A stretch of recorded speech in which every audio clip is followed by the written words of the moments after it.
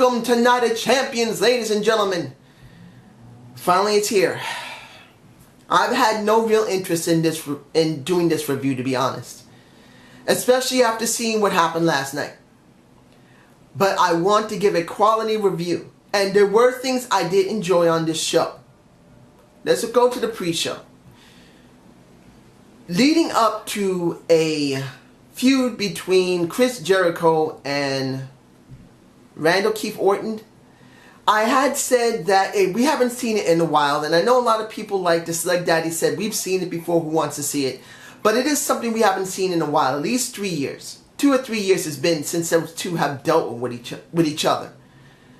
And since they were trying to move away from Roman Reigns and Randy Orton because they wanted to do something with Roman Reigns, I say, alright, let this be done so Roman Reigns could be given something more prominent. So we don't have the same thing that happened to a Kofi Kingston in a Roman Reigns, that Kofi Kingston got his fucking ass buried because Randall Keith Orton fucked him up the ass with no fucking lube.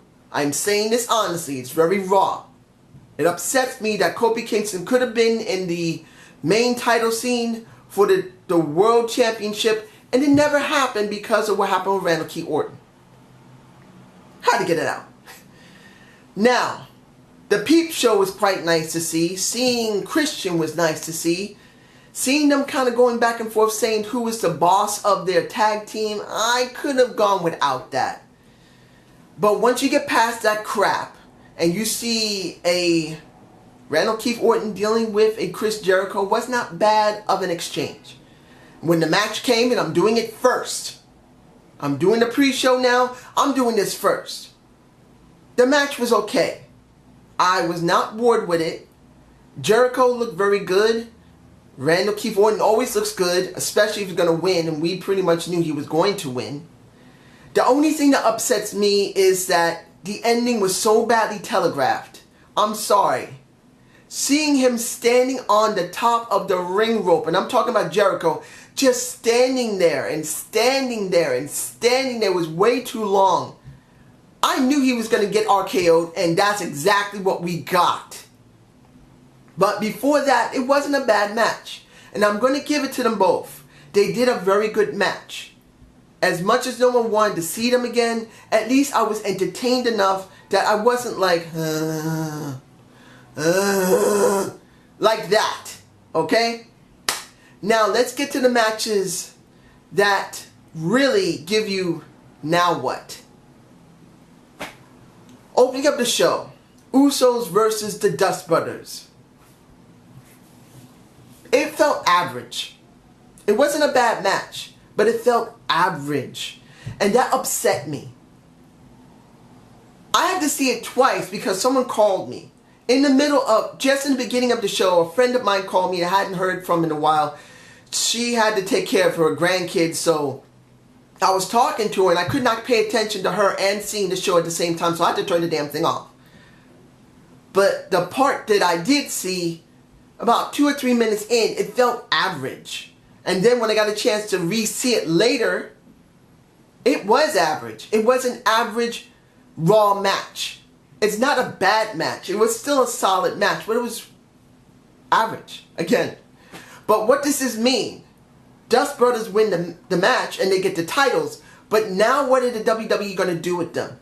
They haven't barely shown them except on the app or maybe on YouTube, instead of doing something on Raw and maybe a couple of times on SmackDown. They maybe showed them, but now what? They're going to be exactly like the Usos. That's my feeling, and that's just going to be upsetting. Now, the next match, which is the US Championship. Now, I'm going to say this for what it was. It was very physical. It reminded me of Sheamus versus Barrett before he became Bad News Barrett. When they first had their match together, I kind of had that nostalgic type of feel with that particular match. Of course, we've seen those two, Cesaro and Sheamus, go up against each other before. But as physical as it was, it gave me a feeling of Barrett when he was Barrett and he went up against Sheamus, where everyone was wondering, so these guys had worked in well, not the Union Jack, the monarchy back in England. They actually worked together. They actually knew each other to a certain extent. So they had some chemistry, and when you finally brought them together, it was good chemistry because they had a good match. And that's what I felt from this. The crowd was more behind Cesaro than it was behind Sheamus, even though he did get some cheers a couple of times. In the end, Sheamus won, but now what? Sheamus has barely been seen on TV. Sheamus has only been seen because of Cesaro, and to a certain extent, there wasn't much there. Cesaro already went up against Sheamus before and got his butt kicked. Now Cesaro got his butt kicked again. The only option I see now for Cesaro is for him to turn face, and the only option I see for Sheamus is for him to turn heel. This frustrates me. Both of them need a flip. You need Sheamus as a total heel, and you need Cesaro as a total face. That's how I feel about it. And who knows what's going to happen in Raw tonight. You just don't know. Next, Seth Rollins versus nobody. The problem here, and I'm going to be giving a little more in depth about it, like with the Mark Henry and Rusev match. We now don't have a Roman Reigns. He had a hernia. He's got a hernia. He's out. And that upsets me very badly because they push these young, new up-and-coming stars so hard. And I'm not saying they can't get hurt normally.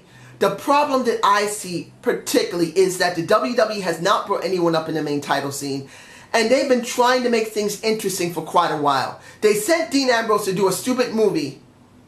So Seth Rollins had nobody to deal with. So he had to deal with a Roman Reigns. And Roman Reigns had already been pushed really hard to try and get him over. Instead of doing something progressive with him, they tried to make heavy impacts with him. They tried to make it so profound that the people want him. And it worked. But here's the problem. They pushed too hard. And now he's out for, who knows, 4 to 5 months while trying to recover from a hernia surgery. He got it. Hopefully he's alright. And this is what we got. Seth gets a count out. I'm alright with that. But then they call back Dean Ambrose. And this is where I don't know where the WWE is going to go with this. For a month, Roman Reigns has been dealing on and off with Seth Rollins. Roman Reigns has been dealing with everybody else on and off for the entire month. Now you're going to switch quickly over to a Dean Ambrose, which doesn't mean it won't work. The crowd was jizzing on themselves for them because they wanted him back for so long, and now he's back. But now what? The problem I see is this.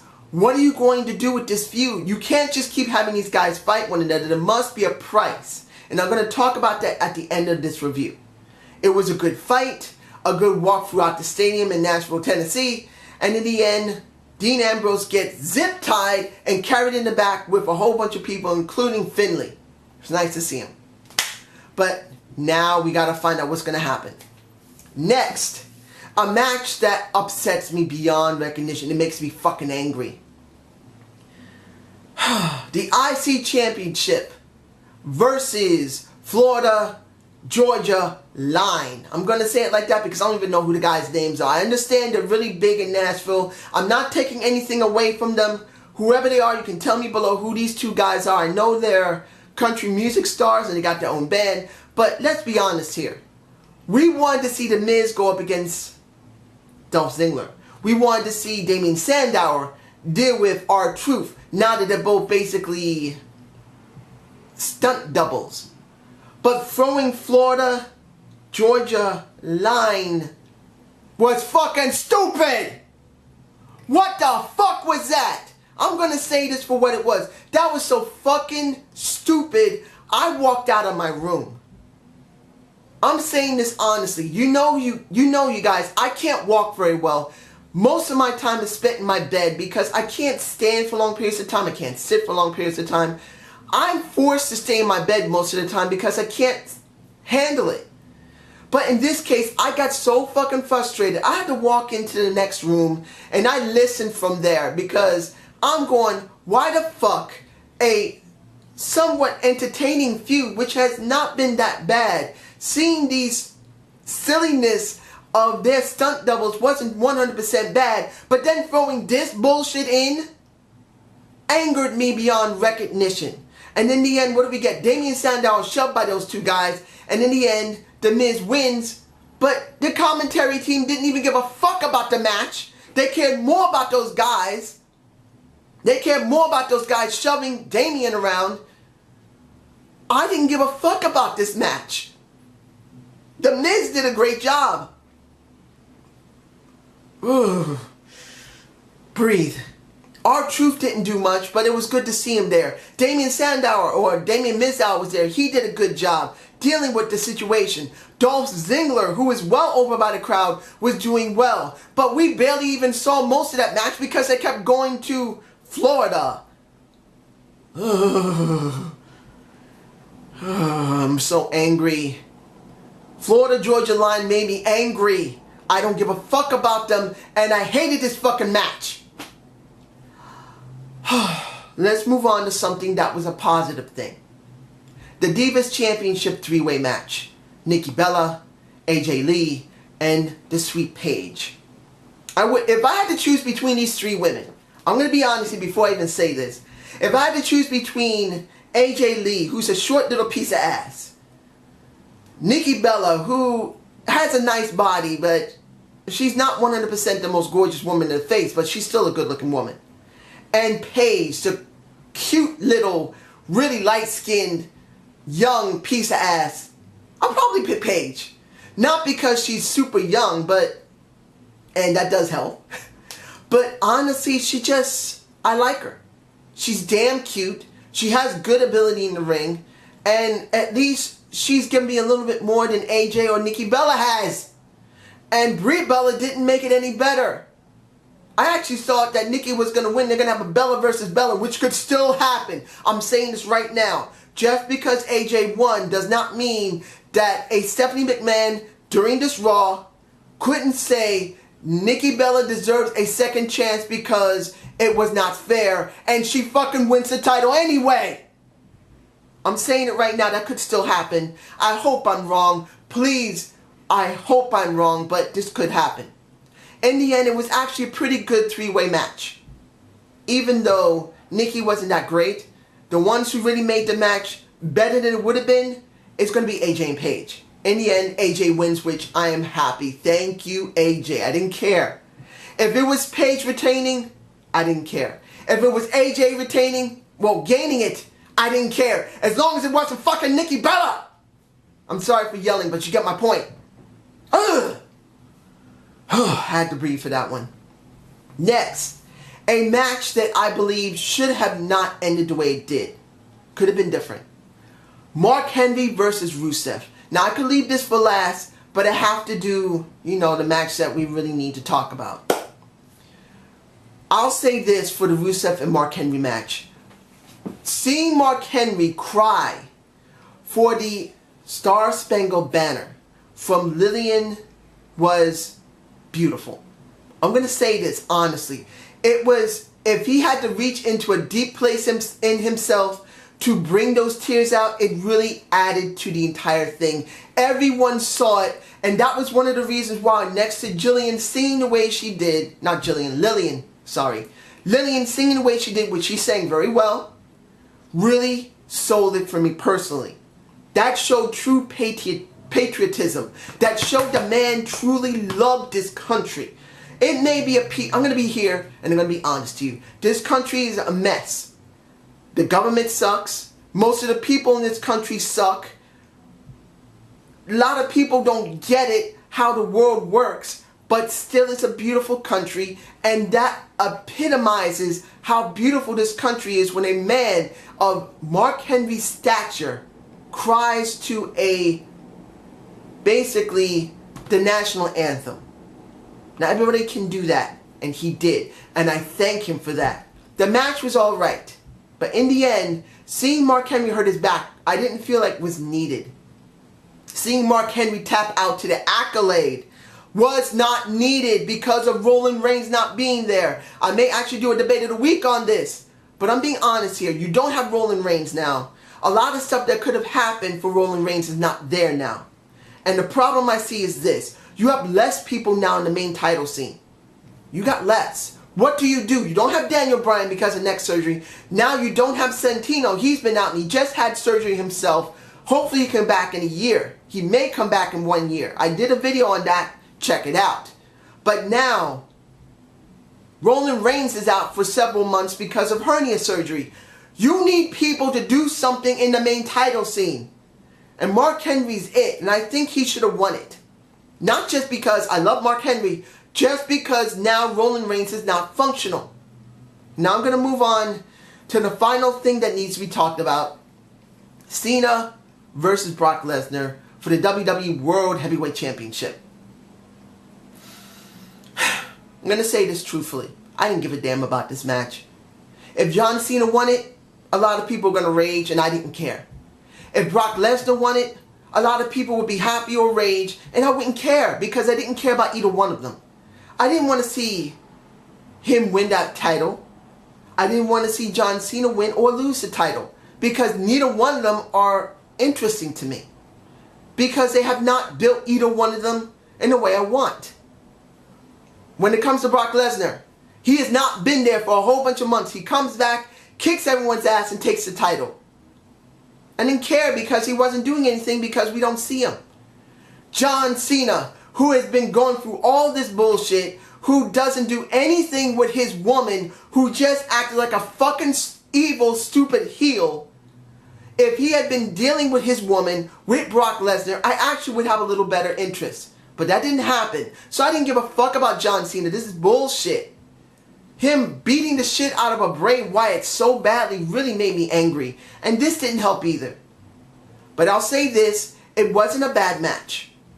But the ending was stupid. And now what? And this is what it comes down to for the I'm about to say movie. You see I'm frustrated with this. For this pay-per-view, it wasn't a great pay-per-view. I'm sorry. It wasn't to me. You can tell me the reason why I'm wrong. You can tell me about the ratings. If they were great, fine. If you love this pay-per-view, if it was great, if you liked a lot of good matches, fine. But I'm going by a standpoint of all around what the WWE is dealing with. And I say this honestly, they're in big trouble. They don't have Daniel Bryan, who is really bringing a lot of stuff for them. They don't have CM Punk. He took his ball and went home because he got tired of how the WWE was acting anyway. Next to him being pretty much a bloat-headed jackass as it is. Doesn't mean he isn't a good guy, but like most people who have great ability, they get a bloated head. Now, you don't have Roman Reigns. You barely see Brock Lesnar. Now you set up in a situation where John Cena, the only supposedly credible person going after Brock Lesnar, has now lost because of a Seth Rollins. So what does that mean? Are you going to have Seth Rollins against John Cena so he can get the Money in the Bank briefcase and try and face Brock Lesnar again? Does this mean Seth Rollins is going to keep going with Dean Ambrose? And these are the major storylines that look like they're going to go with. Seth Rollins team with Dean Ambrose, and are they going to keep having matches between them and having a feud? Or is Dean Ambrose going to have the opportunity to get the Money in the Bank briefcase? And then are you going to have Seth Rollins finally try and cash in on Brock Lesnar? Because everyone is tired of seeing Brock Lesnar not being there often, and throw it on a Seth Rollins who has not been built that well and he doesn't have many people to deal with. Ergo, Dean Ambrose, John Cena. Of course you can throw in a Randall Keith Orton. You can throw in a Chris Jericho if he's going to still be there after he lost to a Randall Keith Orton. But there's not that many people there. It's maybe about 4, maybe 5. If you have Mark Henry deal with a... Well, I know many people can say, well, Mark Henry's been jobbed out already. And he lost to a Brock Lesnar really badly. You could say yes. But right now, there are very few people you can deal with Brock Lesnar. Let's be honest. After what was just done in this Night of Champions, Mark Henry is extremely well over. And even though he lost this match, he might be one of the few people who can actually put up against a Brock Lesnar if it doesn't work with a John Cena or a Dean Ambrose or a Seth Rollins or a Chris Jericho or a Randall Keith Orton. You may need to use a Mark Henry because you don't have many options. The WWE has very few options. Look. Randall Keith Orton. Seth Rollins, Dean Ambrose, John Cena, Mark Henry, Chris Jericho. That's all you're going to have dealing against a Brock Lesnar. And that's if they do it. They may just do it with maybe a Seth Rollins and a John Cena. What is that? Are you interested in that? Not really. You probably want to see Roman Reigns deal with a Brock Lesnar, but that ain't going to happen until he recovers. So like I said, WWE is in trouble. They have very few people they have to work with, and they left so many people back that now if they really need them, they're going to look ugly when they come up. So I hope you like this review. I didn't enjoy this pay-per-view really. It upset me. There were a few things that was really good in it, like how Mark Henry, about to say John Cena. You see I'm so frustrated. You see I'm frustrated right now. I'm just going to leave it at this. Mark Henry saved it the most for me. He did. So I hope you have a good day and have a good night.